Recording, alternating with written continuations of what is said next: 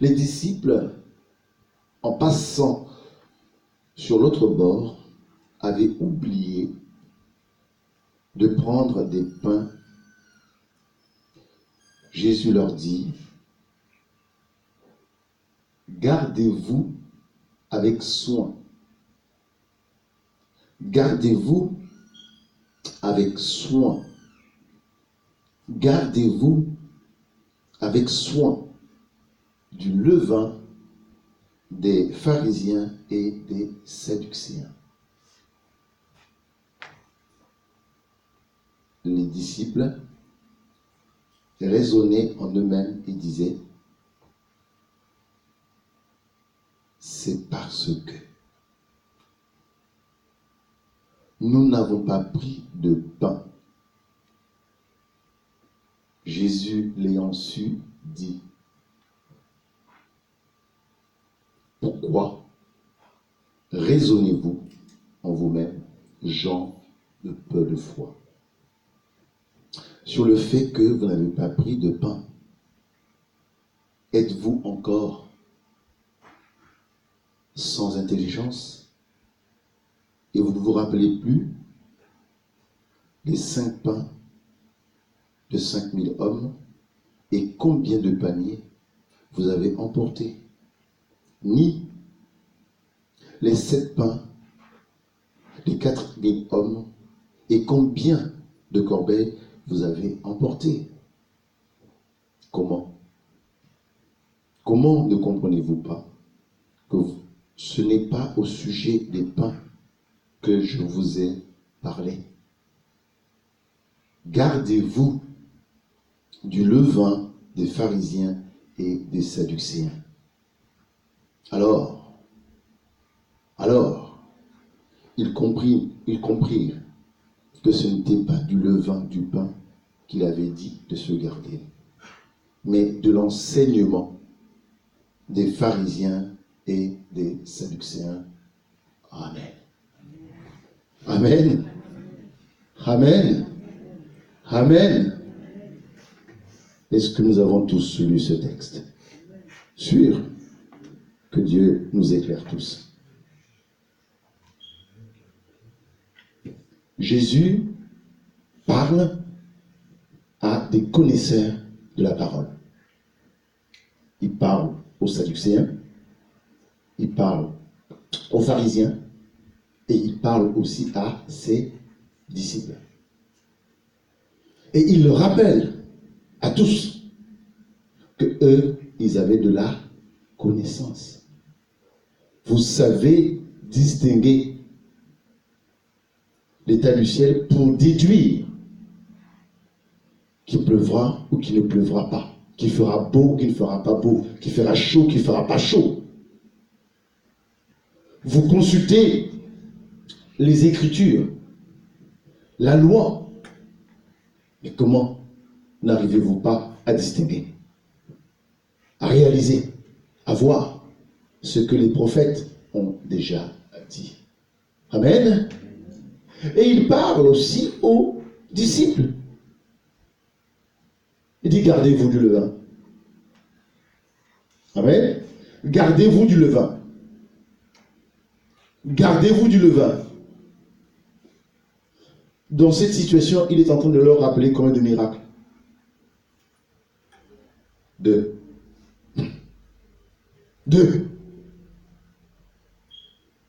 Donc Jésus leur dit, mais j'ai déjà multiplié par 2 fois les pains.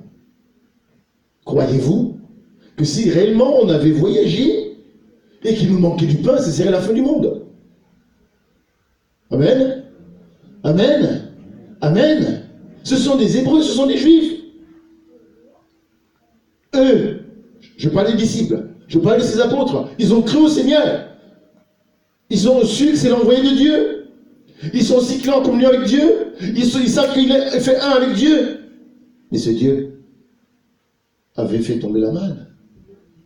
Et même si il n'y avait pas un seul pain au milieu d'eux, mais Dieu est capable de faire tomber la manne. On leur dit, gardez-vous du levain.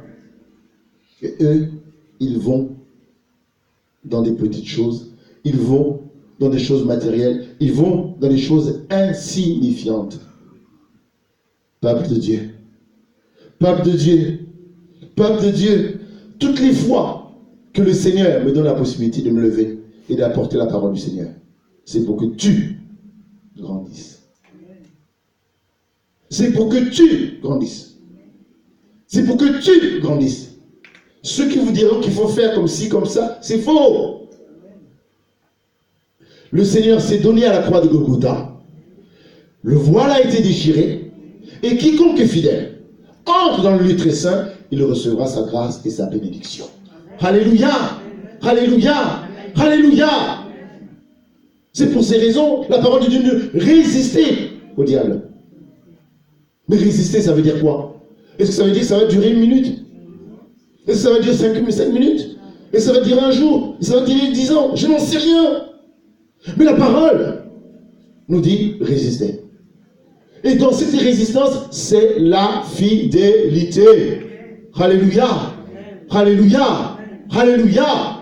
C'est la fidélité, la position que je prends par rapport à mon engagement. Amen. Amen. Amen. Peut-être vous en France, aujourd'hui, ou peut-être même avant, on dit les Français sont un peu timides. Et chez nous, eh bien les hommes, ils passent leur journée à faire la cour aux femmes. Donc une femme, elle part de chez elle jusqu'au marché et elle revient. Elle peut avoir même 5, 6 avances. Ma fille Irène Camille est encore là. Elle a fait son choix.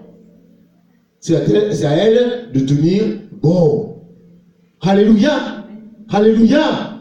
Alléluia. Quand je m'engage avec Dieu, c'est moi qui m'engage. C'est moi qui sais en qui j'ai cru. Et quelle que soit la situation, quel que soit le problème, je garde mes regards fixés vers le Tout-Puissant. D'où me viendra le secours? Le secours ne me vient que de Dieu. Alléluia. Alléluia.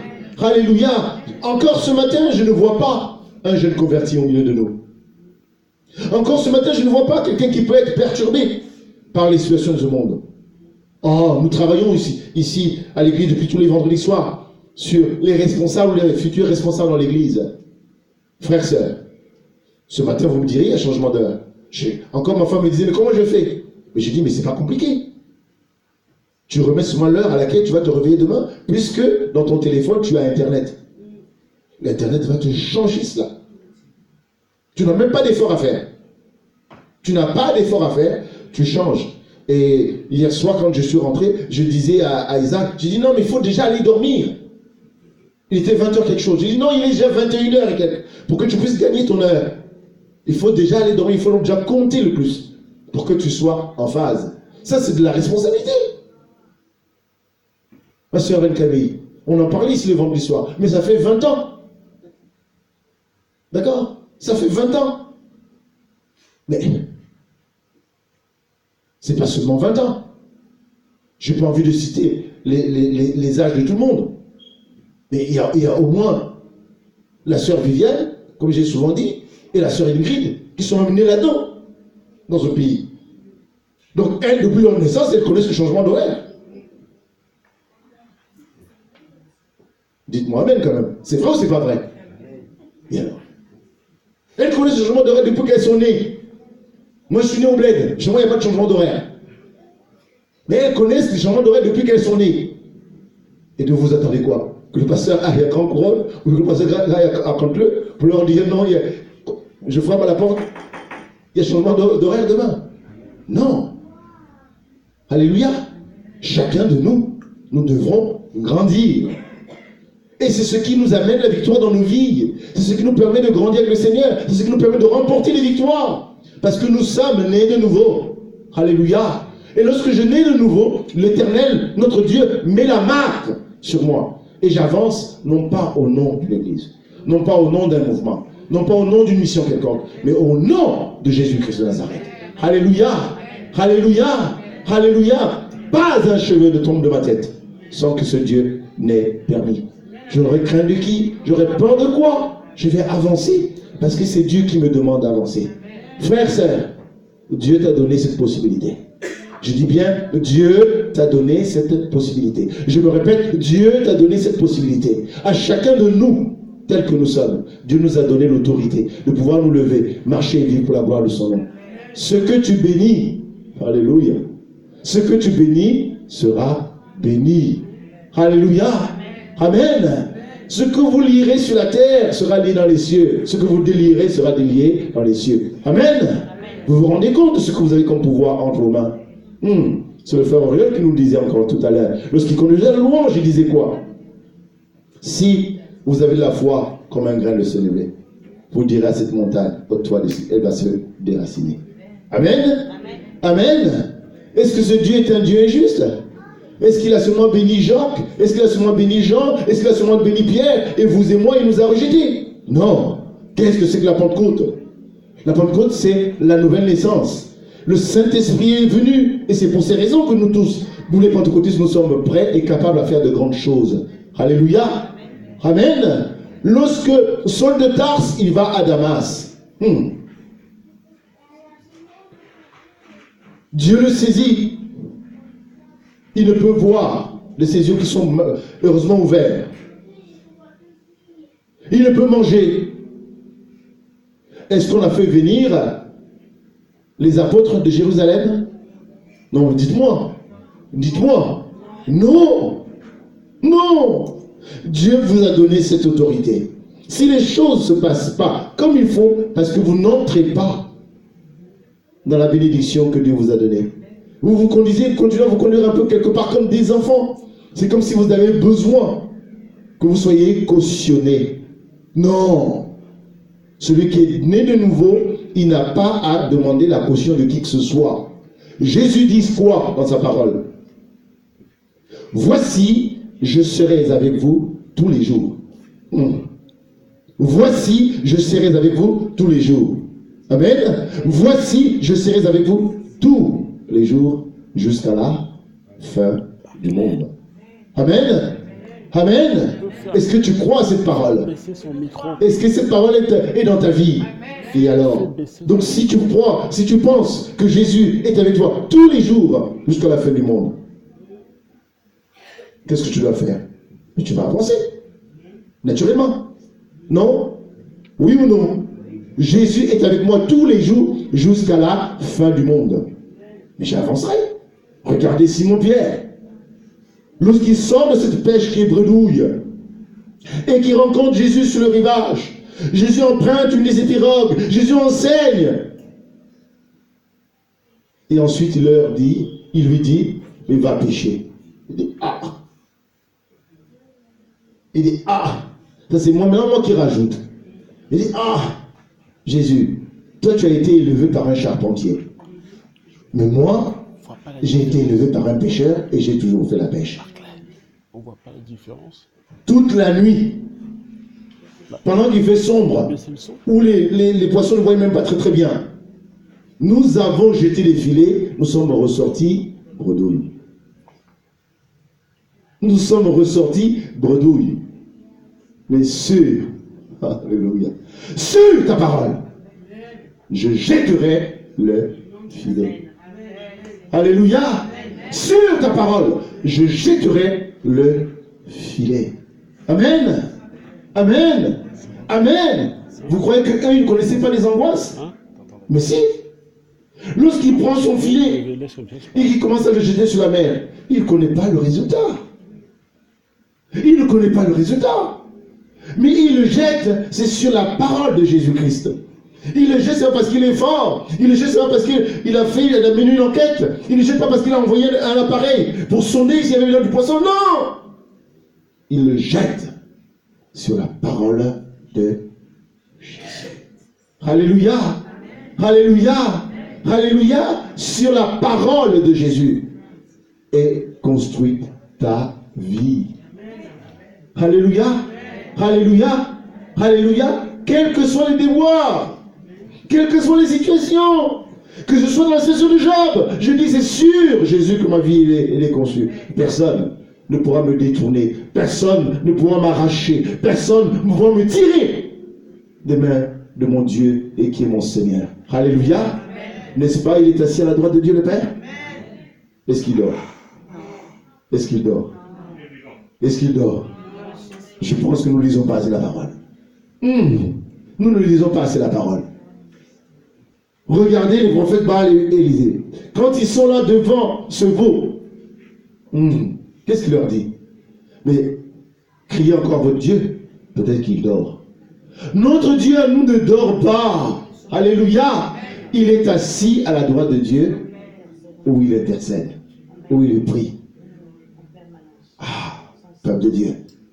Jésus, le Seigneur et le Sauveur, qui s'est donné à la croix de Golgotha pour toi. Il est assis à la droite de Dieu le Père. Et il est en train d'intercéder pour toi. Et tu trembles. Et tu recules.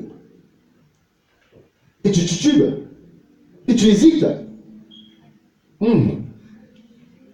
Peuple de Dieu. Lorsque Moïse part à la montagne, à côté avec Hur et Aaron, l'armée d'Israël est en train de combattre l'armée des Philistins. Que nous dit la parole? Lorsque les mains de Moïse étaient en haut, l'armée d'Israël avait le dessus. Et naturellement, il se fatiguait. Et lorsque les mains de Moïse commençaient à se fatiguer, baissaient, l'armée des Philistins prenait les dessus. Amen. Amen. Tout le monde m'a suivi là? Mais qu'est-ce qu'ils ont fait Aaron et Hur? J'ai pas entendu. Alléluia.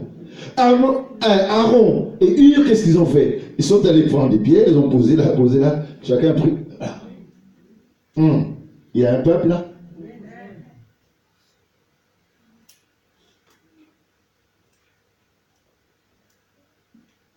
Dieu regarde le symbole des mains de Moïse. Les mains de Moïse avaient quoi? Il n'y avait rien du tout.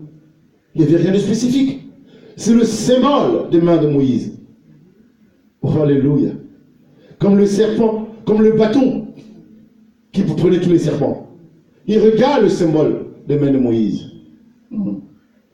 Les mains de Moïse étant en haut, l'armée d'Israël prenait le dessus. Amen. Amen. Amen. Amen. Mais avec la Pentecôte, n'est-ce pas, nous sommes aussi devenus des Moïse? Je vais avoir mes mains levées comme ceci. Je vais avoir mes mains levées vers le Tout-Puissant pour ma vie. Et qui va casser? Personne. J'ai Jésus qui voit mes mains. J'ai Dieu le Père. Jésus dit à Dieu le Père, mais regarde les mains de Gustave. Oui, c'est un pécheur, mais j'ai payé pour lui. Accorde-lui la grâce, accorde-lui la bénédiction. Amen. Alléluia. Quand tu lèves les mains pour ta vie, quand tu lèves tes mains pour ta famille, quand tu lèves les mains pour ton église, quand tu lèves tes mains pour tes biens, pour tout ce qui t'appartient, ce Dieu, il est juste et il est fidèle et il voit tes mains. Amen. Et il voit tes mains et il répond favorablement à ta prière. Alléluia. Alléluia. Alléluia. N'ayez peur de rien, mais au contraire. Mais au contraire. Témoignez Jésus. Expérimentez la grâce de Jésus dans vos vies. C'est dans l'épreuve que l'on réalise que ce Dieu est vivant. Si Lazare n'était jamais mort, eh bien cela n'allait pas expérimenter la résurrection des morts. L'épreuve n'est pas là pour démonter. L'épreuve n'est pas là pour retourner. Au contraire. C'est pour vivre. C'est pour vivre. C'est pour vivre que le Dieu qui nous regroupe encore ce matin est un Dieu vivant et vrai. Amen. Alléluia. Amen. Et c'est lui qui tient toutes choses. C'est lui qui conduit toutes choses. C'est lui qui décide toutes choses. Quelle que soit la situation. Mais je garde les regards. Et je m'attends à lui. Et je ne perds de rien. Amen. Amen. Je ne perds de rien. Je ne peur de rien. Quoi qu'il arrive. L'apôtre Pierre disait, il ne méritait même pas la mort. La même mort que Jésus. Tellement que Jésus était grand par rapport à lui. Il a demandé qu'il soit retourné pour qu'il soit décapité. Il dit non, pas Jésus. Pas Jésus, je ne peux pas me comparer à Jésus. Parce qu'il est tellement grand, tellement grand, tellement grand, que je ne puis passer par le même chemin que lui. Frère, sœur, tu as un intercesseur. Tu as un intercesseur qui est vivant, qui ne dort jamais, et qui de façon continue prie pour toi auprès de Dieu le Père. Comment tu peux te retrouver dans ces petites situations en disant, ah, c'est le pain qui manque.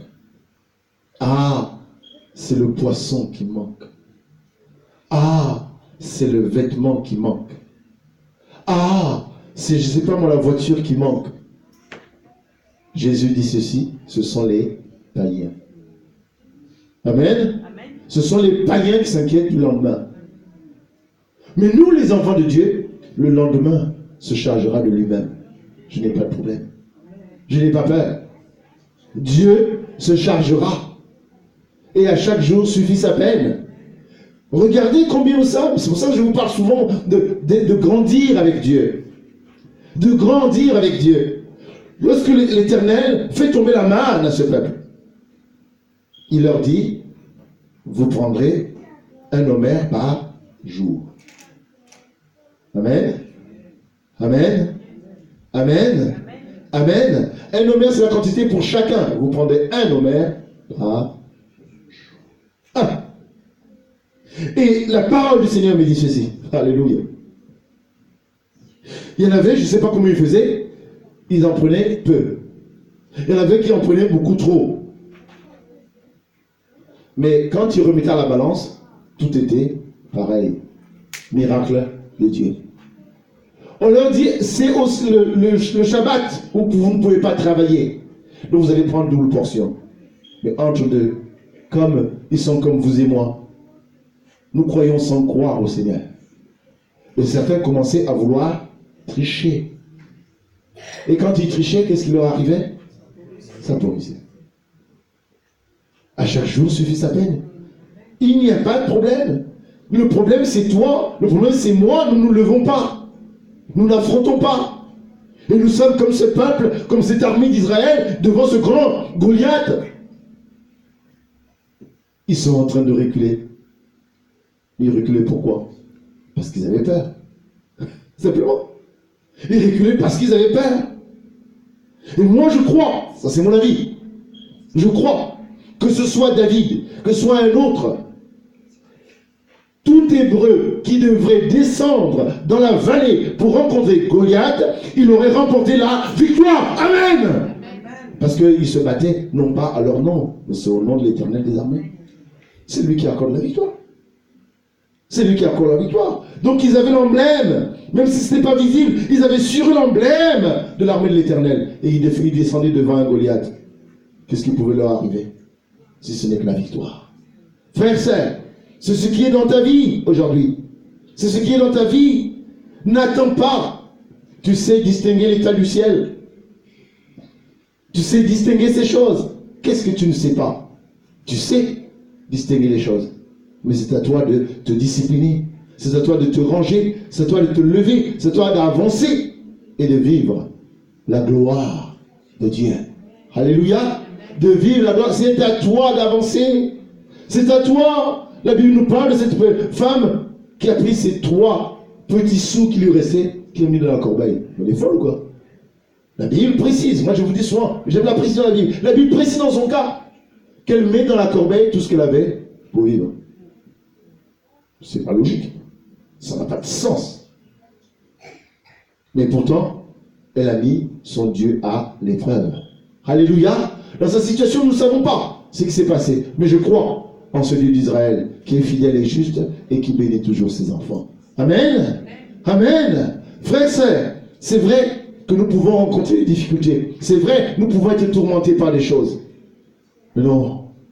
Que ce soit des enfants, oui. Que ce soit des nouveaux convertis, oui, je peux comprendre. Mais pour nous tous encore ce matin, depuis un certain temps, mais nous écoutons la parole. Depuis un certain temps, mais nous lisons la parole. Qu'est-ce que tu lis dans cette parole? Qu'est-ce que tu retiens dans cette parole? Qu'est-ce que tu as retenu? Qu'est-ce que tu as retenu? Moi, je l'ai déjà partagé ici.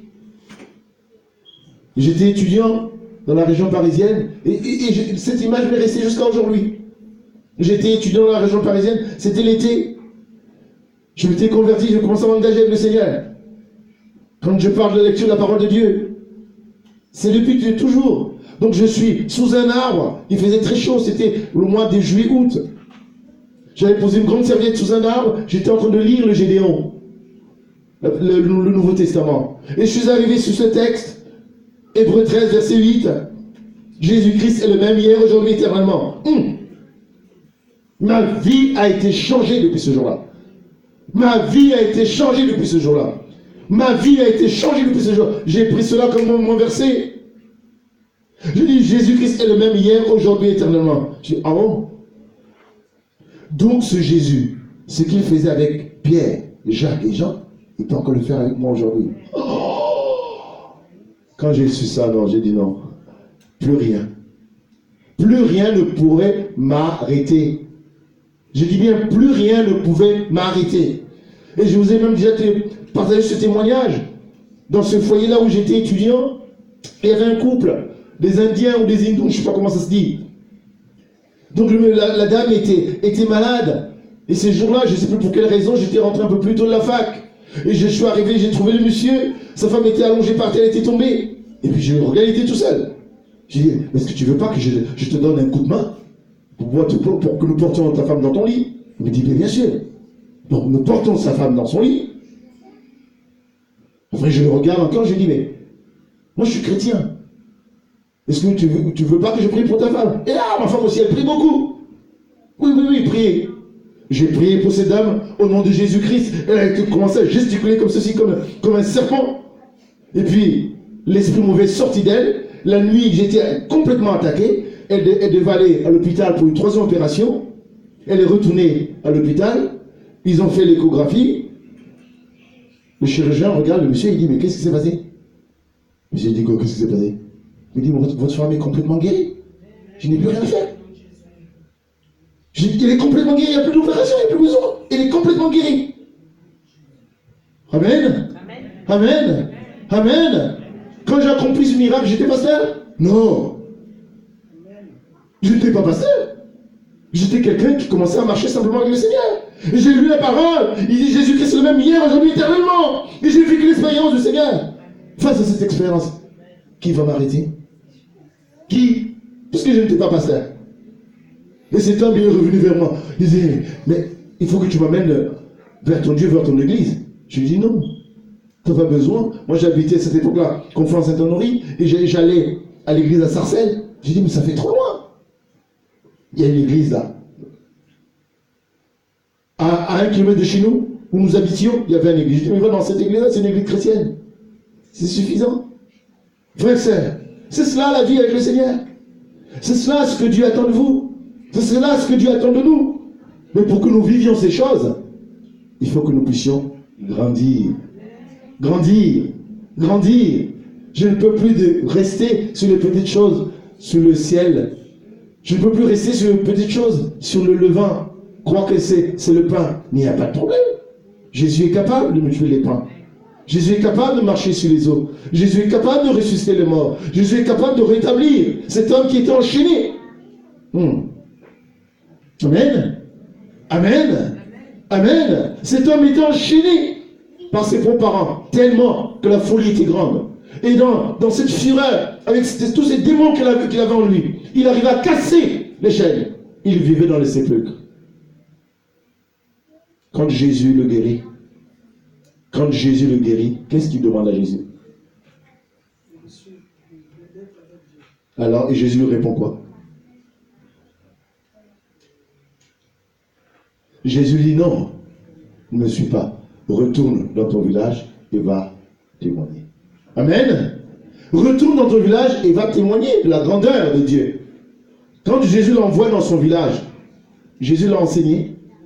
Il a fait l'école biblique. On a mis l'onction. On a imposé les mains. Dites-moi oui plutôt. Tu as vécu la grâce. Tu as vu la gloire de Dieu dans ta vie. Lève-toi. Avance. Dieu fera le reste. Toi, ce que Dieu attend de toi, c'est de parler. C'est de prophétiser. C'est d'annoncer. Et le restant, Dieu le fera. Et si tu